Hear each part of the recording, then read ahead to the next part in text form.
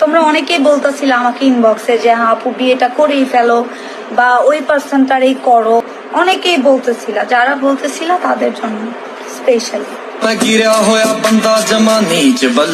করলাম কি কারণে বিয়ে করলাম, দেশে কি মেয়ের অভাব পড়ছে, এই বিস্তারিত জানানোর জন্য আজকের ভিডিওটা করা। আমি হ্যাঁ সত্যি তানিশাকে বিয়ে করছি, আমি এই শুক্রবারে বিয়ে করছি, এটা অফিসিয়ালি বিয়া। যারই ইচ্ছা আমি তারই আনবো। এখন এইটা আপনাদের কি সমস্যা?